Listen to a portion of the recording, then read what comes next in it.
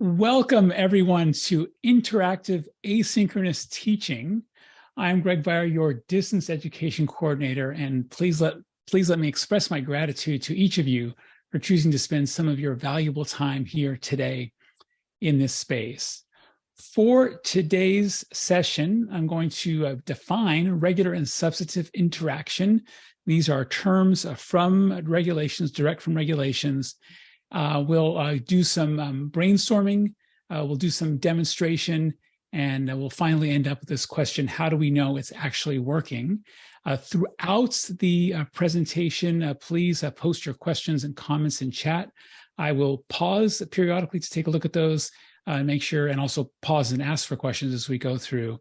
I'm going to go ahead and start the next slide. I'll be testing out doing a poll in today's session. I'm also going to be doing breakout rooms for you in Zoom. So I'm going to be stretching my own use of this technology a little bit today.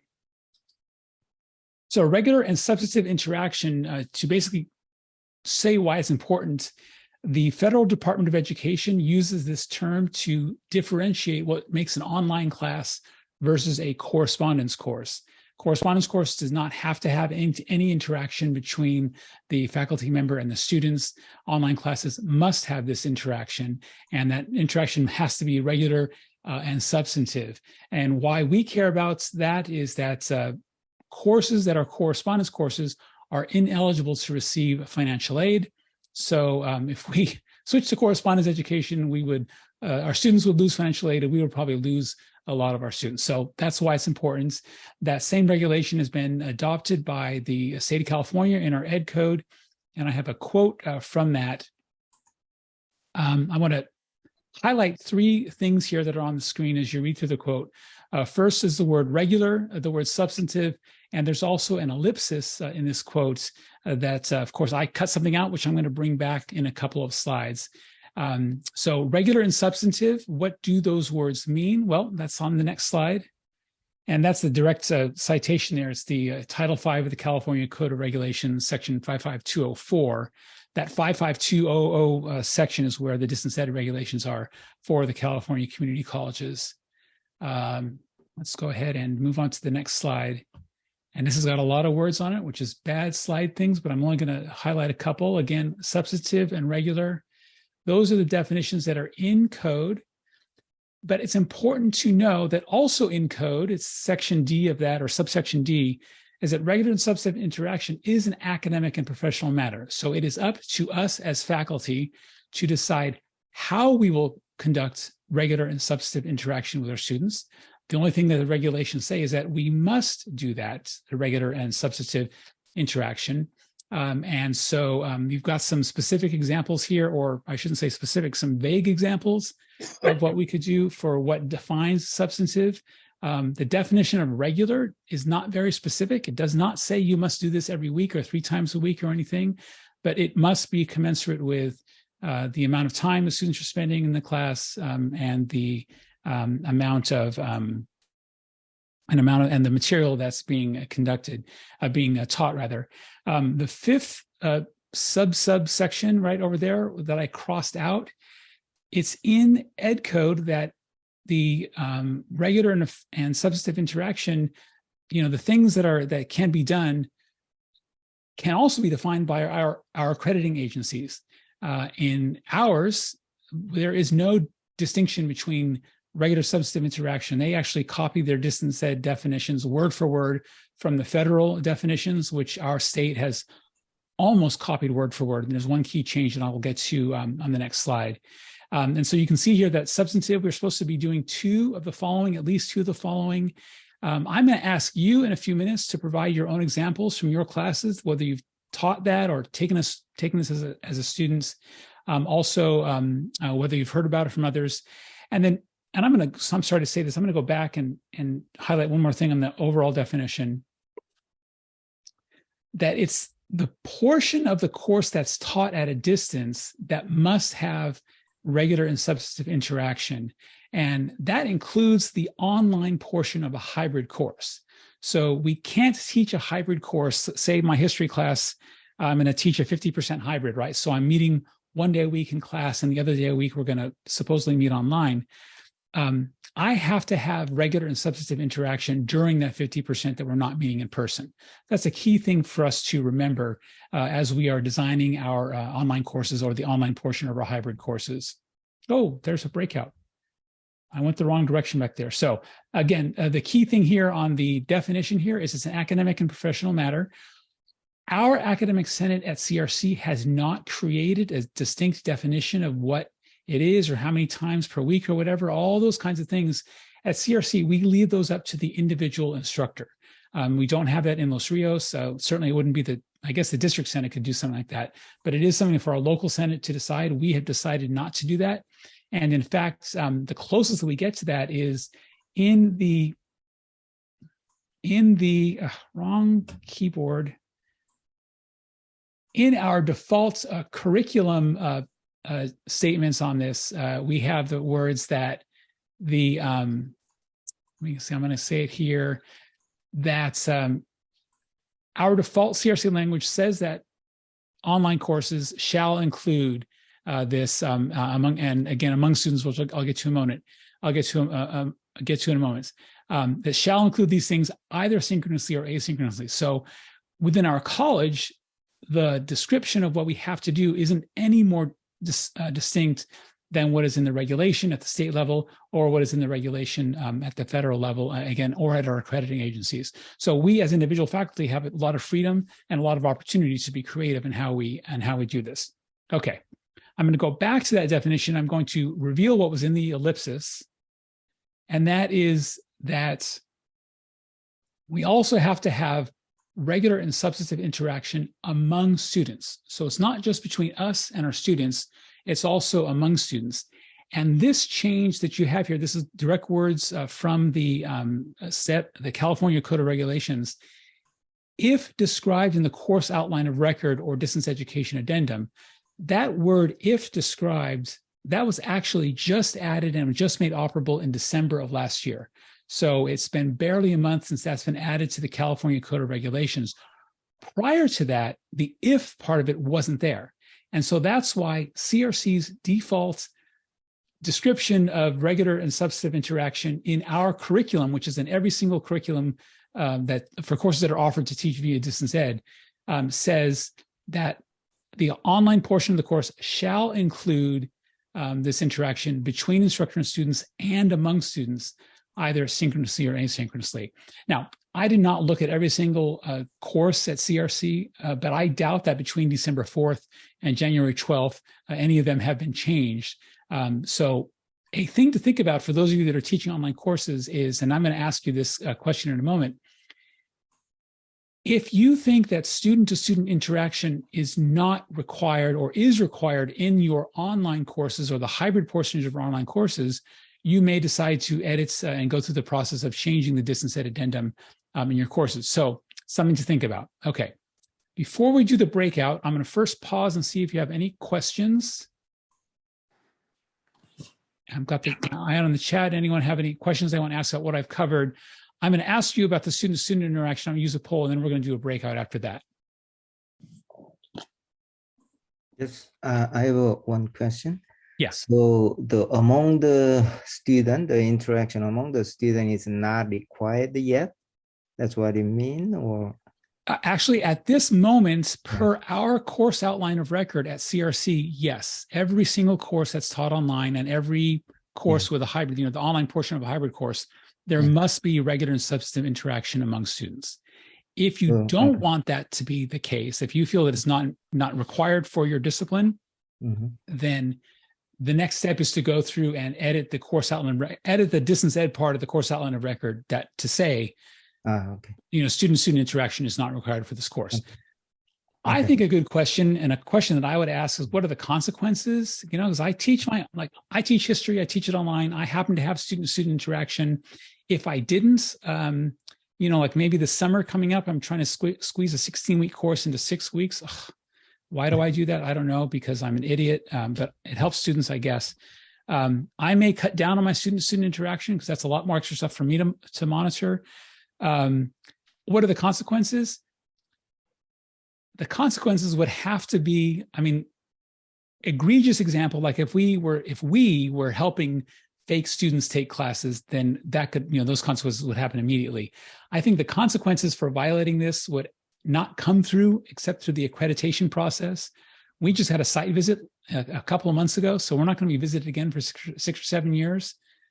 In other words, if you don't make that change right now, or if you're teaching your online classes without doing a lot of student-to-student interaction, I doubt that there will actually be many consequences to that. I'd like to remind you that I'm a member of the faculty and not an administrator, so therefore my words have no value. I don't get to make decisions, and you can quote me all you want, but it's not going to mean a damn to anyone else. I have it, but I'm just wanting to make sure, is it required or is it optional? So yeah, thank you. No problem. And when I remember, my action plan for today is going to end with, how do you know it's working? I'll touch briefly a little bit on that and what we do with students. Okay. Does direct instruction refer to recorded and or written lecture content? That is a great question.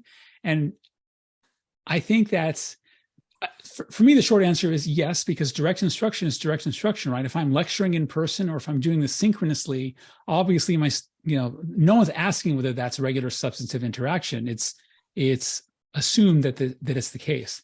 If I write out a lecture and then or just make a PowerPoint and share that with my students, I know that they've clicked on the link. Does that constitute direct instruction? My honest view is that it's just as direct as some students sitting behind sunglasses in my classroom. I don't even know if they're awake. I tell my students I want their devices on top of the desk because I do use stuff during my classes when I teach in person. But am I walking around making sure that they're taking notes on my lecture and not doing other stuff? No. So my own personal view is that yes, that ought to count. However, I have heard it from some authority within our state that taking attendance online, the fact that a student has logged into a class, the fact that they have accessed content within a class does not constitute attendance. That online attendance must be the student acting in some way. So it could be taking a quiz, posting a discussion, whatever. So the answer to that question, I think, is somewhere in between those two extremes. And I don't have a strong feeling on that in terms of what ought to be. I think I would, and I'll mention this when we do the examples later on, is I would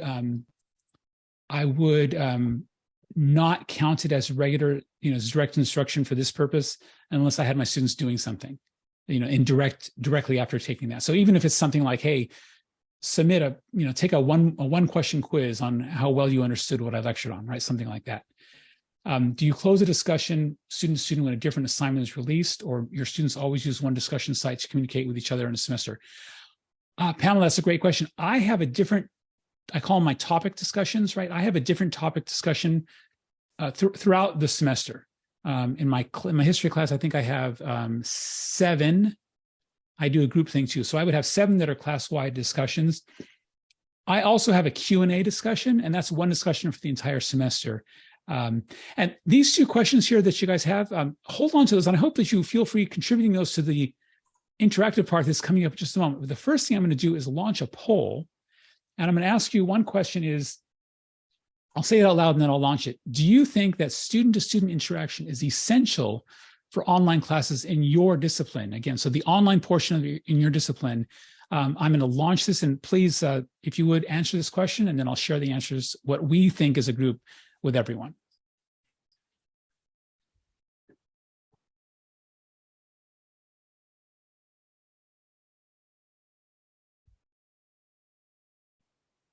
As you're answering, I'll share my own experience as a student, as an undergrad in my history classes. We had discussion sections in my big lecture classes for the lower division classes. So yes, they were talking to classmates, but I don't think I ever had student-to-student interaction that was a mandatory part of what we are. It was all me and the material and the lecture notes, and then whatever the exam or writing assignments were. So this whole idea of having student-to-student interaction, I had plenty of interaction with my classmates outside of class. I was fortunate to live on campus during 4 of my 5 years, and I was full-time the whole time. So I was able to focus on education And so I felt a part of the campus community. Those of you who know me know that I have a lot of school spirit, Go Bears. And so I definitely felt like I was part of something that was bigger than just me. In an online class, that's hard to do. It's also really hard to do at a commuter college, regardless of whether that's a community college or a 4-year. My beginning graduate school, I went to obviously a 4-year school that got my master's degree online, and that was not a high-spirited school. Very little campus spirit, sense of community there. Okay, great. 26 to 27 you've answered. So let me go ahead and end poll and share with you. And we are almost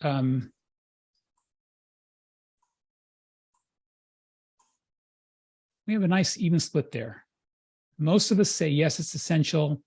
A quarter of us say I'm not sure. A fifth of us say no, it's not essential. So think about it, and you'll have the material we'll cover today.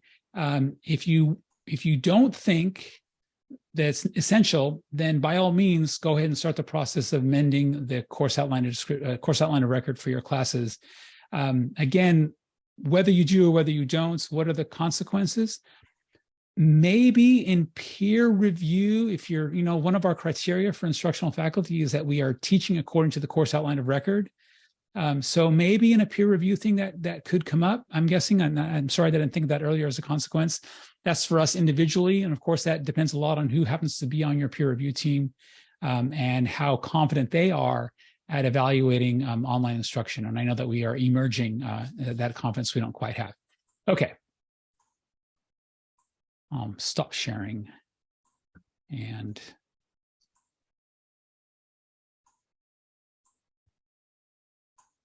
okay, I just downloaded the results. I learned that too. So I'm going to do a breakout now. There are 28 participants. So I'll group you into, I'll do 6 groups. And so that'll be 5 or 4 for the groups. And in your breakout session, what I'd like you to do is basically each of you, obviously you're going to meet each other, is for each of you to share. Okay, too many windows.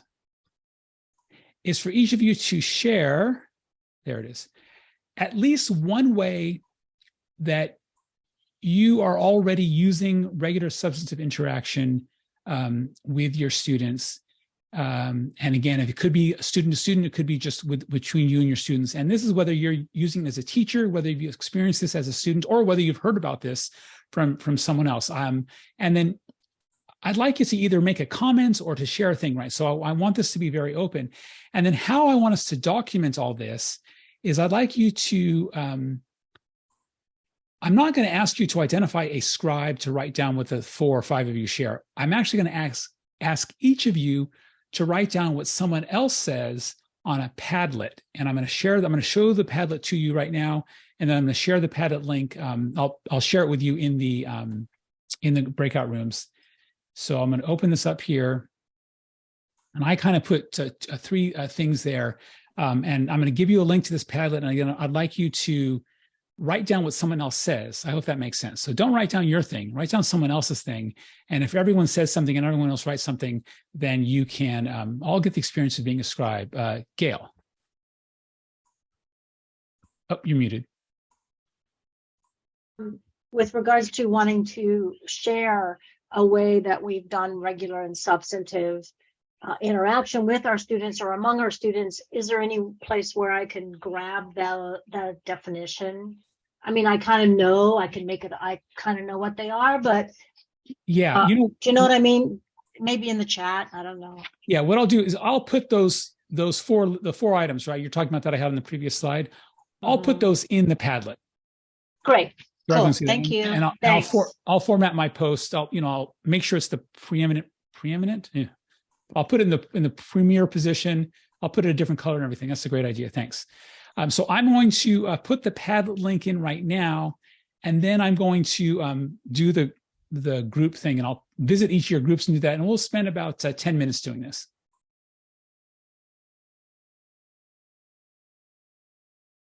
Welcome back, everyone. I've got the Padlet on the screen share here. You all had excellent ideas. I really like what I saw here. I'm going to include the Padlet link with the recording for this session, and I will remind myself to switch it to view only. And the reason I say that is not because I don't want folks to add to what we're doing, but I want to make sure that I know what I'm doing when I'm looking at and not have anything pop up after I stop looking at it. So let me take a look at these and actually ask if anyone wants to share anything about the experience of being with, oh, thank you, someone already did. Our group had experience with a Padlet. Patty, can you share more about that, or anyone from that group?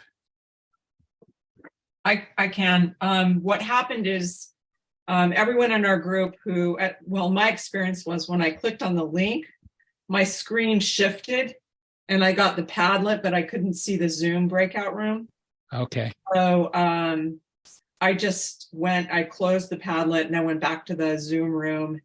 And then based on Martin's Luddite behavior, we all wrote things down. Okay. If you don't mind, thank you. If you would send those to me in one way or another, I'm happy to add those to the Padlet. I'll take care of that for you. Okay, thank you. Yeah, that's interesting to hear. Any other comments on the experience of the breakout room plus Padlet? I've done breakout rooms before. I've done Padlets before. Never was at the same time. Yeah, Trang. We also had issues with the Padlet where we couldn't post. Right. So I copied the link and I'm logged in, but I can't add anything to the Padlet for some reason. Okay, so I don't know if there's a limit on the concurrent users of a Padlet. So maybe I would have done better with just use it. I know Google Docs has a nice big limit for the number of folks that can be editing concurrently. Thank you, Man, for sharing. You didn't write anything down, but we can vocalize what we discussed. So let me hear from Man from your group, and then actually I'll come back to Patty to your group. And if there's a couple of ideas you guys can throw out, so at least I have it written down here so that I can do some demos. So sure. Yeah. Great. We can share. The three of us in our team share each other's methodology to connect with our students. So Marianina, I think I butchered her name there, shared that she had weekly discussions. And because she teaches accounting, her topics of the weekly discussion is pretty subjective, opinionated, more like on the light end, so that they don't get hung up about, I have to write something intellectually.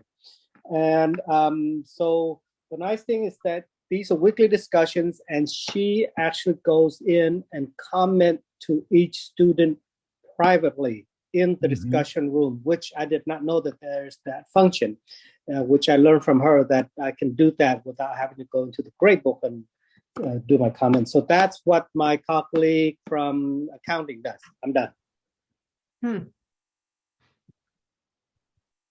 Okay.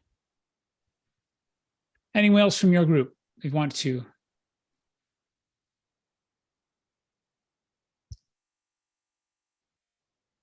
Okay, and then Patty, anything from your group that you guys can share? I know I wasn't going to ask for spokespeople, but I'm ending up with it anyway. I put mine in the chat, but another one that I was interested in was from somebody really outside my discipline, because most of us were in AM and E in our breakout room. So Jorge talked about math and how he's thinking about like maybe embedding videos and making it kind of a low stakes assignment for students to kind of watch these videos about like people who are completing equations in math and then sort of what they're getting out of it or if they're understanding it better. Okay, great. Thank you. Yeah, that's a great idea. I'm going to take a look at the Padlet here, and I'm trying to coalesce in my own head what I can demonstrate here. I've got some things ready to demonstrate, and I'm also mindful of our time. So I shared a comment from Timmy Poppelman. Timmy and I were going to co-present this thing, but she has something come up, so I want to make sure that her voice is here. Her goal for discussions is to facilitate a safe space for students to interact with each other, and then to help them by becoming comfortable interacting with each other. That helps them move up the learning in Bloom's taxonomy from lower order thinking skills to higher order thinking skills. Let's see, weekly email, letting students know what we'll be covering is great. Comparing, contrasting outlines to share ideas in groups, in a low stakes manner, personalized feedback and discussions. I don't know, Man, was that, or Marinina, was that the private comments? Was that a comments on the via the speed grader, or was that something that you did separately? She did it in the discussion forum. But it's in the comments. It's in the comments. Okay, go ahead. In the comments. Okay. Okay, got it. Thank you. Thank you both. So I think it shows up on the grade book also. Yeah, that's right. Yeah. A discussion board for speeches, for providing feedback for speeches that are watched. That's great.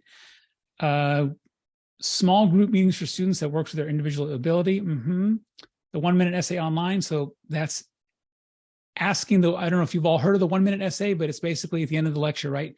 Hey, pull out a sheet of paper, everyone write a paragraph on what was either hard to understand or interesting, whatever. You can also do that online, of course. Talking about controversial subjects to students interested. Group discussions guided by instructor presence. Okay. Group read through optional, which I record and make available. That's wonderful. Weekly video messages. So the weekly videos are similar to the weekly emails, right? It's the presence interacting with students, letting them know what's coming up, and then weekly discussions. Okay. So I'm going to go back to the presentation and talk about regular substantive interaction in Canvas. And I should have this memorized, but I don't. I'm going to look on my calendar for a time check.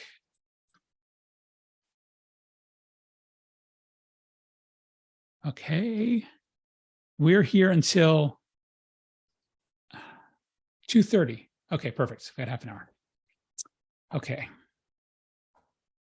So some Canvas examples and demonstrating your examples. I'm going to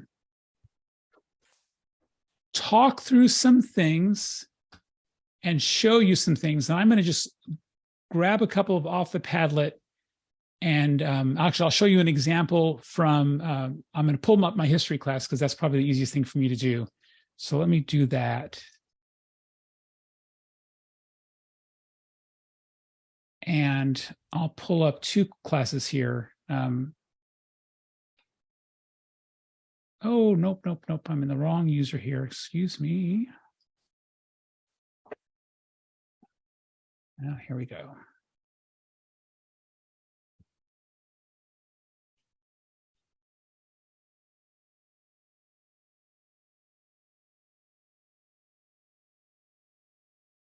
Okay, so spring workshops, and I'll pull up my history class too. Okay, so the weekly video or the weekly email is a great example of something. It is regular, right? Because it's every week and it's obviously substantive. It's a good example of either you can consider it direct instruction or you could consider it the providing info for the students. If we post an announcement inside Canvas or if we send an email, obviously emails get to students. If you post an announcement, by default, all announcements are emailed to students. So I like using announcements versus email for that reason. They get the email and I have a record of what I sent that's in the class that they can, of course, come back to. And what I do for my announcements is I have something like, hey, class, this is what's coming up this week. I identify the assignments when they're due. And then I basically say all the same thing in the video. And so I mention that, right? I say the words on the text in case the students don't watch the video. One thing that I've learned, because students get the email, right, or the announcement contents, the email does not necessarily include the video. It's not embedded in the email, or it's whatever is in the video. So that's why I've learned, and I learned this kind of the hard way when my students were telling me that they missed the videos, is I mention this in the text of the announcement, in the embedded video, right? I've got a review or something like that. So doing this is a great example. Again, it's perfect for that, providing info for students. I think another good example, let me pull up discussions and provide info, answer questions. So I'm sticking with that one. and then I'll come back and cover the others. I create a Q&A discussion, and the Q&A discussion is linked from the course homepage. It's also my orientation module. And the Q&A discussion is basically for students to ask any question about the class. One of the things that I do, so I would love to hear your thoughts on this. I've actually got two questions. One is that I subscribe to the Q&A discussion. I'm going to do that right now for my classes this semester. And that way I get an email immediately when a student posts a question. But depending on the question, I like to give my other students a chance to answer it. And I want them to feel like they can help each other, because helping each other is one way to help us feel better and also learn. And I also want to, and so that way, that's why I give them a day or so, depending on the question, right? I will, of course, if it's really important and urgent, I will answer it right away. So I wonder what your thoughts are about that type of thing, about answering student questions on a discussion board. This, by the way, cuts dramatically down on the emails that I get from my students, because they're not all asking me the same question. I can point them to the Q&A discussion. If they email me with a question, what I will typically do is I will answer the email, but I will also tell them, hey, I posted this and my answer on the Q&A discussion. So that way, other students who might have the same question, right, will see the answer. So that's one thing. If you guys have any comments on that, yeah, Gail. Well, I was wondering, to subscribe, and you subscribe, and I encourage my students. I even showed, I think I have a little video where I talk through, this is how to subscribe to a discussion. So you will be notified when someone actually posts something or responds to your initial post. If a student, if they haven't subscribed to this Q&A, how do they know that anybody has asked the question? They don't, do they? They don't. That's right. They have to subscribe. I'm pretty sure that Canvas automatically subscribes you once you post to a discussion. Okay. Right? So if a student, if a student replies to, I've got the call and response on my content discussions, right, where they post a response and they have to reply to classmates. When they get a reply from a classmate, by default, they'll get a notification. Right. Thank you, Tamara, for sharing, and Angela. My students never used it. I don't get much use of my Q&A discussion. I decided to own that and take pride in the fact that my syllabus is so well written that my students have no questions, that it's all there. I'm being a little bit silly there, but I think it's also true that the weekly announcements help a lot with that, because every week my students are getting, again, it's video and it's written. This is what's due this week, right? And I think that helps a lot, because the questions that I used to get before I did the weekly announcements and before I taught using a learning management system, the questions were often, oh, when is this thing due or when is that due? And they don't keep a copy of their syllabus, around with them as much as I wish they would. Yeah. It used to be that regular and effective contact with students is 3 touch points a week. Is that the same, Greg, from what you've gathered? No, and in fact, the specific number of touch points per week is not anywhere in regulations, and we don't have that at CRC. So I mean, again, our academic senate could say something like, they might pass a resolution saying we recommend a formula that would number of units, number of weeks, and get some number. The key thing that I would say to all of us, and I'll mention this again at the end, is tell your students what to expect, and I've got a page in my class that's, meet Professor Beyer, and I tell them, I will give you comments on your assignments, any of your writing assignments, your discussions, I will give you feedback. I will post a weekly announcement. If you ask me a question, you can expect a response within, or I don't say that, I say, I do my best to respond to your questions within 2 business days. So that gives me, right, I did my best. I'm sorry I'm late. And on that page, right, it's meet Professor Beyer. I give a short little bio about myself, and then I've got these expectations there. That is me defining regular and substantive interaction for my class. And so if I was ever audited, if anyone, if we ever got to a point where those two consequences, right? For my peer review team, I could say, hey, look, it's right here. Look at this page in my class that says those expectations. And then again, if there's some type of audit, an auditor could look at an accreditor could look at my course, and there will be a page there. So that's a really effective practice. Most importantly, it sets my students' expectations, so they don't bug me. I had a student once who emailed me. He actually sent me an email, and I recorded it. I made a video that I could probably dig up 76 times in 1 hour. Or maybe it was 2 hours, 76 times with the same question. I don't know why he did that. Maybe he butt dialed me accidentally and I could see the keyboard getting stuck maybe, and it's sending 76 times, but it was not a regular interval and it was over and over. And I was like, wow, this person needs some help.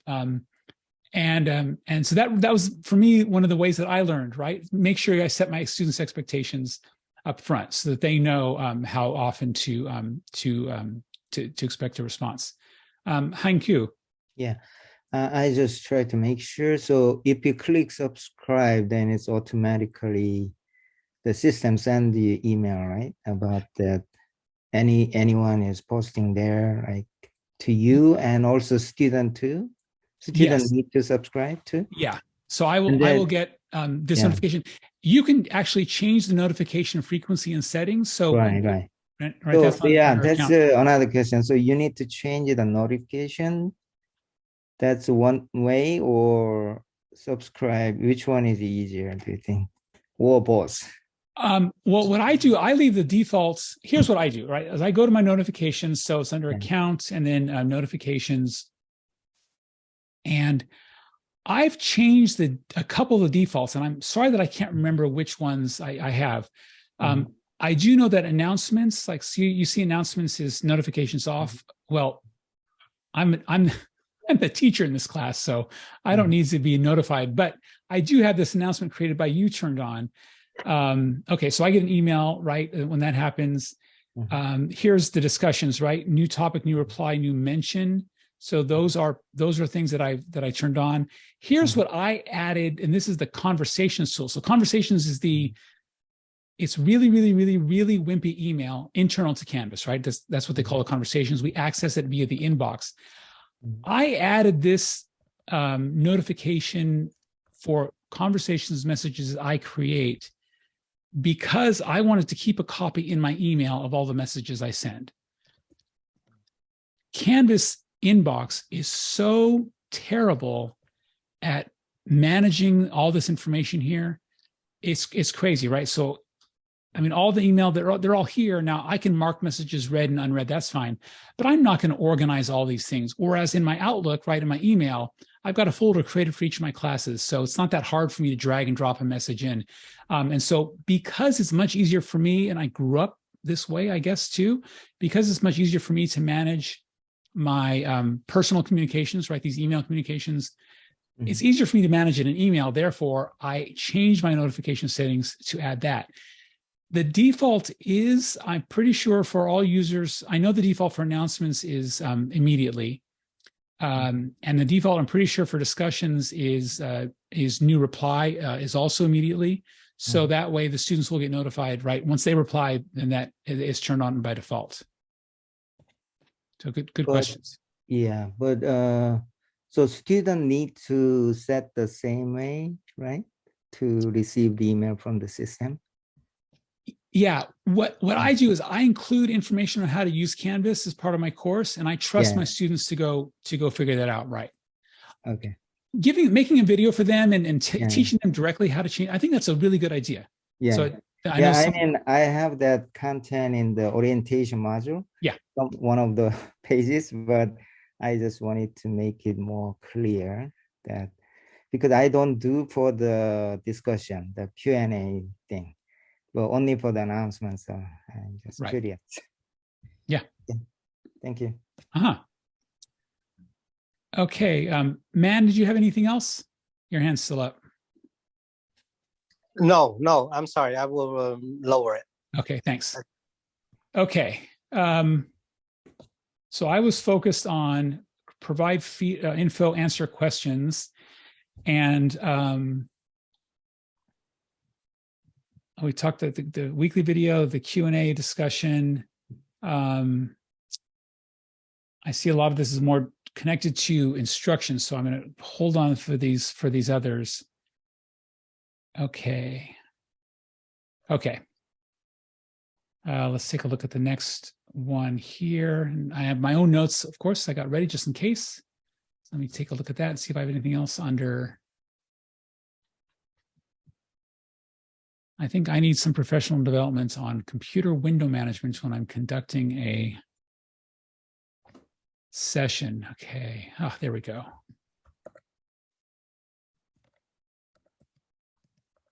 Yeah, so I mentioned that as well. So I already covered all of the things that I was going to do. So let me come back to our slide here. Let me bump back up the list and go to direct instruction. So direct instruction, I like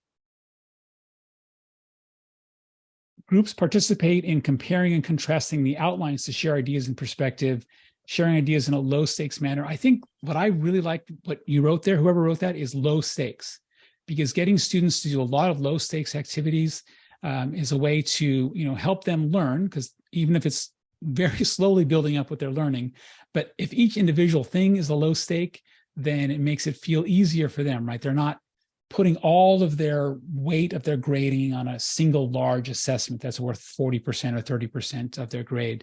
I know my own experience as an undergrad, I hated that. I hated the large high stakes, the paper or the exam. I especially hated the final exam where I didn't get a chance to redo or to correct, right, any mistakes that I made. And so as a teacher, over the course of my career, I have my own way, have changed that, and I do a lot of low stakes assessment myself. I'm trying to think of how I might do that in Canvas. So comparing and contrasting the outlines to share ideas and perspectives. Certainly that could be a discussion. It could be a discussion where, and you could have a group discussion where you divide your class into groups. One group takes a look at one outline, I'm guessing, and another one takes a look at another outline, and then have a second discussion where they share, right? They get an opportunity to share what they have covered. Let me see, direct instruction. Discussion boards for speeches provide 5 points of feedback for each speech that is watched. I would love to know, how do you know that they've watched the speech? That is a good question. Now, I've got a workshop coming up after this one where I talk about video and using Studio, and there is a way to to do that in Studio. So if that's what you're thinking, whoever suggests that, you can, of course, ask them to comment directly on the speech, and that is a way to do that.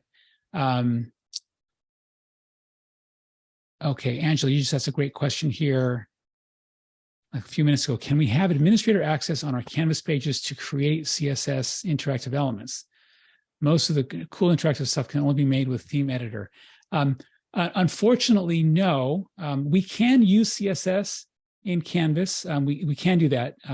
And I actually did a workshop, the Spicing Up the Rich Content Editor, on Tuesday, and that recording will be shared in the, so it's going to be on the Flex pages, the Flex website, where I'm sure that all those recordings will be shared. You can, of course, email me directly. I'm happy to share that with you directly. I'm going to show you something, but do you have a question or a comment that you want to add to that?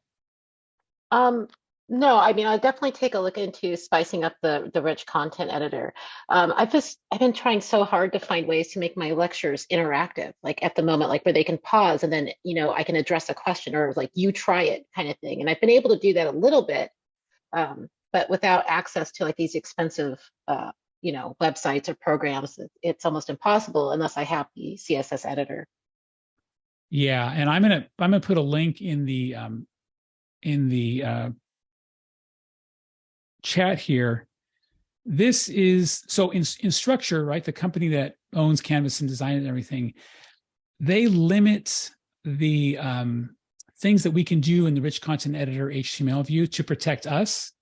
But as a result, it makes it harder for those of us who know some of those things to do extra things. And I know that one of the big limitations, which is really frustrating, is they don't allow JavaScript at all.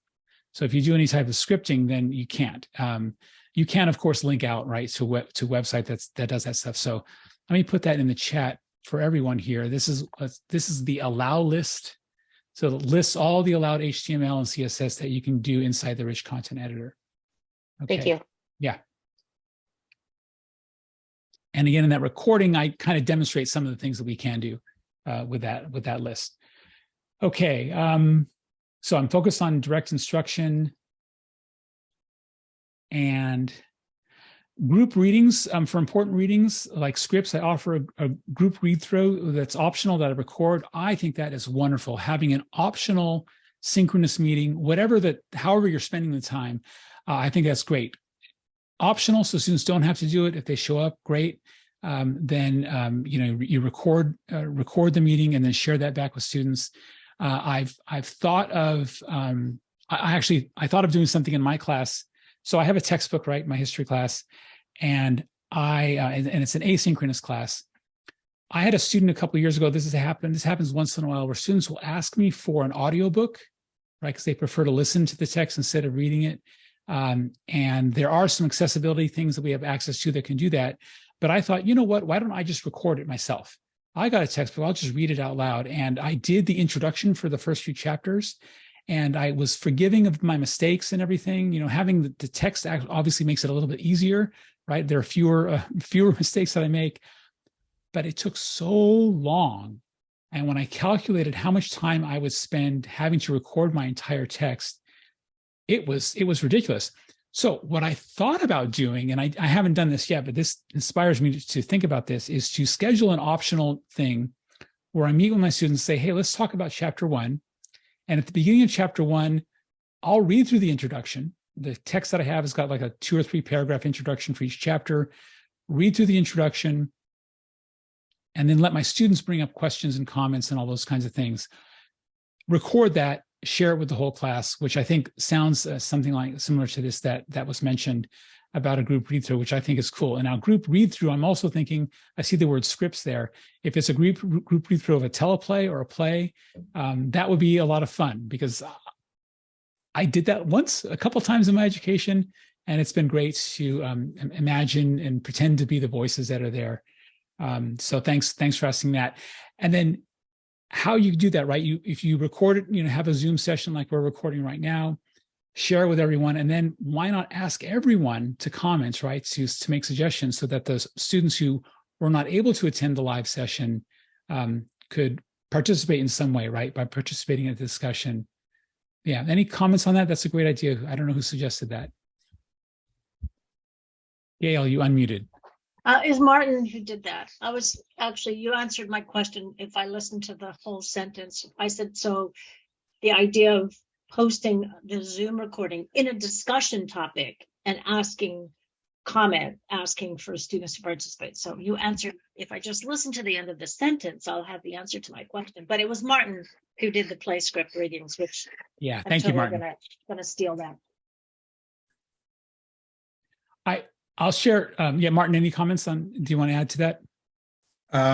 No, I really like the idea of having everybody come back and comment on it, though. That's something I didn't do.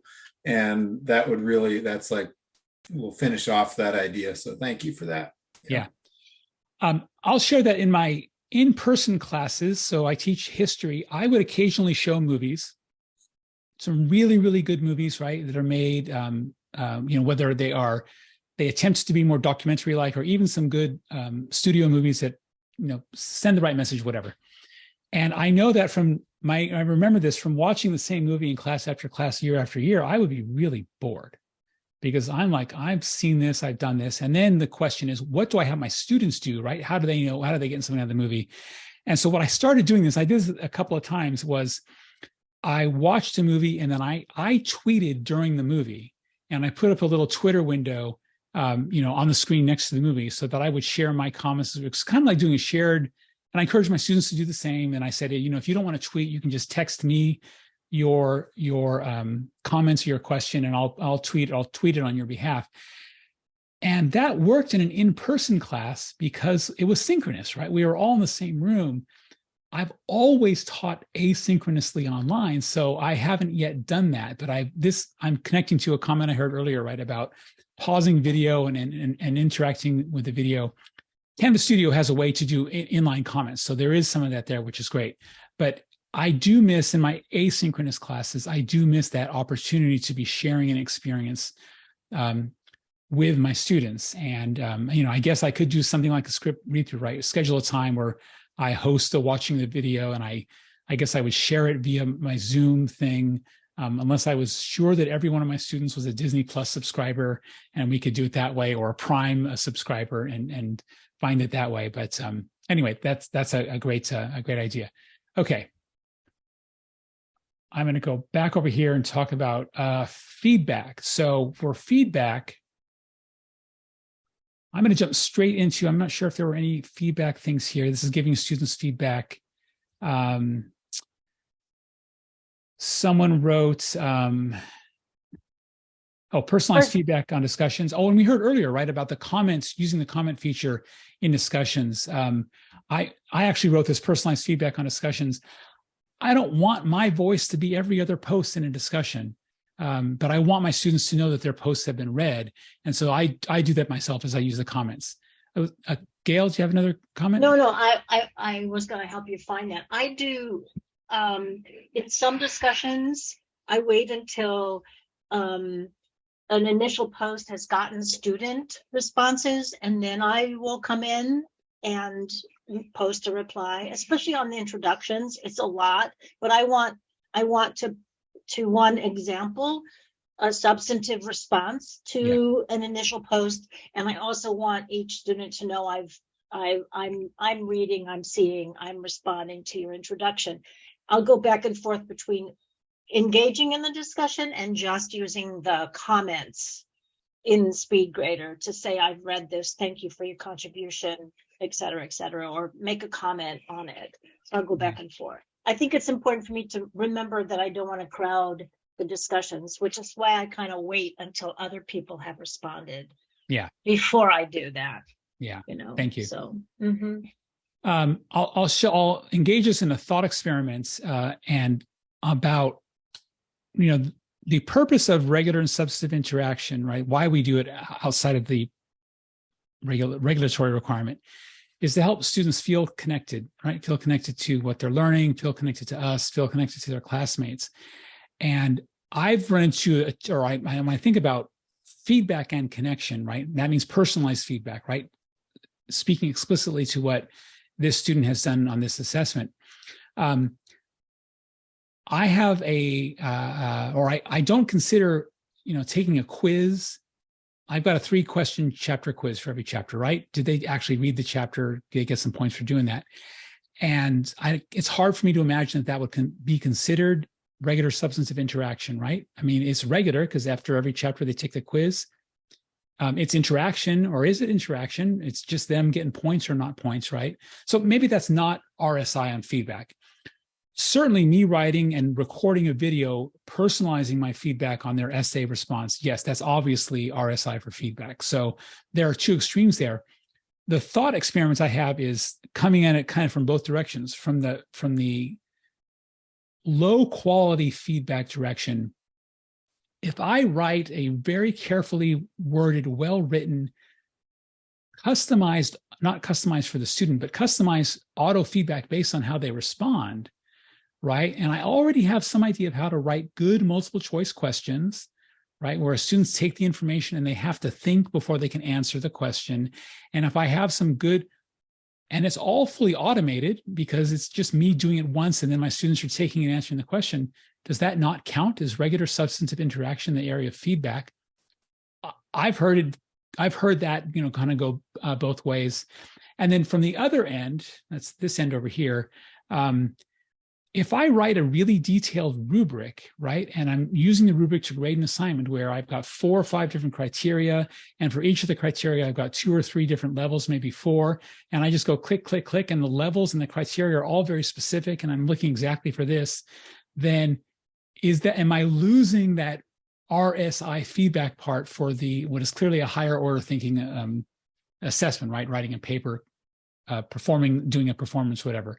And so I don't know. I don't have an answer for that because it feels in some ways like, especially when I do the rubrics, I don't know what else I can add to the feedback because the rubric's pretty, I think pretty clear and enough. If the students have a hard time understanding it, of course, I tell them if you need any help understanding the rubric, please let me know. I'm happy to answer your questions. Over time, I feel like my rubrics have gotten better because I've got more experience. Over time, I get fewer questions from students about what do those points mean or all those kinds of things. But as a result, I end up feeling over time like I'm spending less time engaging with the specific submission to this specific assessment and tying it to an individual student. So I'm going to pause there, see if anyone has any thoughts on making feedback, effective, of course, because we want our students to learn and to demonstrate that they learn. But is it possible that we could do that so efficiently that we might lose that ability to make a connection?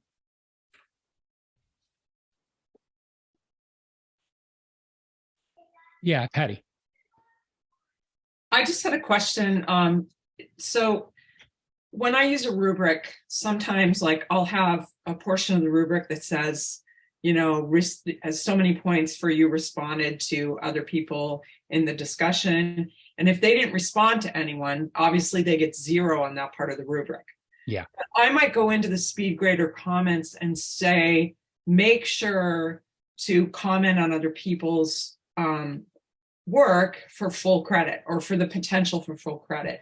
And that's just kind of a copy and paste thing that I'll do over and over again. Yeah. So when I do that in the speed grader, do they get a notification of that, or do they have to turn that on too? They have to turn that on. They should get one by default. I'm pretty sure that grade information is a default notification for them. Okay. Yeah. But here's what they won't necessarily know, and Canvas actually changed a little bit over the past year or so, and that is if you give students feedback. So I'm going to go into one of my content discussions, and let's go to SpeedGrader. Oh, don't look at the names here because these are all real students. There's the test student, good. So I can I've got a rubric here for discussion, right? Their response to the prompts and then their peer feedback, right? This is whether they've done it or not. And if I say save, this student just got a notification saying that their assignment was graded. I give my students, I give them a week between the two. I have 2 different due dates, right? I've got the first post is due Sunday. Yeah. The second post is due the next Sunday. So I might go on Thursday or Friday of the next week and look at all those students who haven't yet replied. And I might say, don't forget, you can earn points. And I don't have this saved yet by writing a thoughtful reply to a classmate. Okay, I'm going to copy that. I don't know if you all know this, but I'm going to share this anyway. And this makes it even harder to think that I'm being individually authentic with every student, because you can save your comments automatically. And there's a little icon here. And if I click on that, you see the number 9 there. I've got 9 different comments saved. And I think this is, oh yeah, these are all discussions. There's right? only so many ways you can say something, right, Greg? Yeah, that's right. So I'll add this comment here, right? I'll add to library. Okay, great. So now all I have to do is type, don't forget. And up it pops. And it'll pop up. There it is, right? Boom.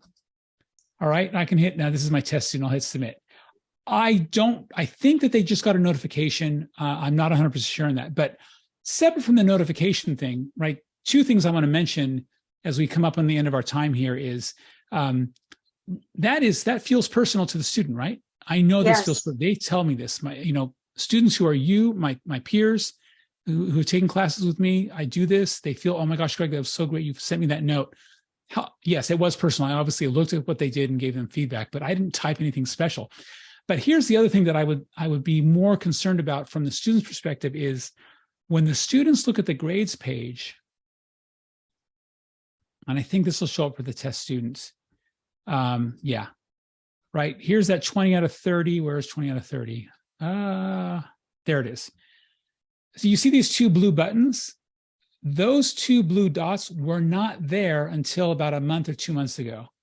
And students, I mean, yes, there was a link, there was a button here saying, oh, look, here's the rubric results, and then here's the comment from the instructor. Those things were there, but there was not an obvious indicator on this page for visually enabled students to say, oh, there's a change there. And because they made that change, obviously there were students who were not reading the comments, not looking through a RIC. This still happens in my class. So it's a matter of teaching them, right, to do that. Okay. Hey, Greg, question on that.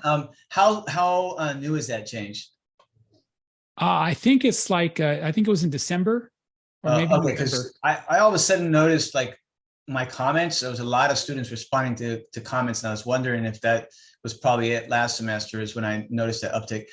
Another thing I wanted to share on that reminders or the replies from classmates, I do similar to what Patty mentioned. I just kind of let students in the comments know that they need to, respond thoughtfully to two classmates. But what I've done is I've made the due date, like for example, my discussion boards Wednesday, Saturday. So Wednesday is the due date and it's open until Saturday. And then I made a separate reminder assignment that just says, reminder to reply to two classmates. Yeah. Because in my experience, students are going to the to-do list and a calendar. Yeah. Right? Now I'm forcing them to go through the modules because I put a lot of work into them. I use Badger to make sure that they check, and I got the Badger from you, and just kind of get them to go through the different modules. But I've noticed that those replies, as students have commented in surveys, that those replies really help them remember to reply to two classmates. Yeah, that's good. Okay, thank you. Thank you, Claudio, for that. And thank everyone for this. I realize that we're coming up. Boom, I'm already a minute over. How many more slides do I have? Just one? Oh, no, I've got two. One is, how do you know it's working? Ask your students. What you can do is create a graded survey. This is what I do as part of my final exam. A graded survey that's free points for them, right? Graded survey means they get points no matter how they answer the questions. And I ask them questions like, in this class, did you feel instructor presence, right? Did you feel like, and who taught the class? I actually use a bunch of videos made by someone else for a lot of my lectures. And I asked them, did you think that I taught the class? Or did you think that these other folks taught the class? Fortunately, they mostly say that I taught the class, which is good. But those are the kinds of questions that I again asked them about that. And then finally, here's my last slide. It's the thank you slide. I really appreciate all of you spending again this time today. I'm sorry that we didn't get through all of the demos, but I hope that the time was valuable. The Padlet link is still there. This session was recorded. Don't hesitate to contact me with any questions you have if you need help figuring out how to do stuff, especially if you're trying to figure out how to do something that worked in person that would be a great way to do the regular substantive interaction with your students in an online mode. I'd be happy to work with you. Thanks, everyone.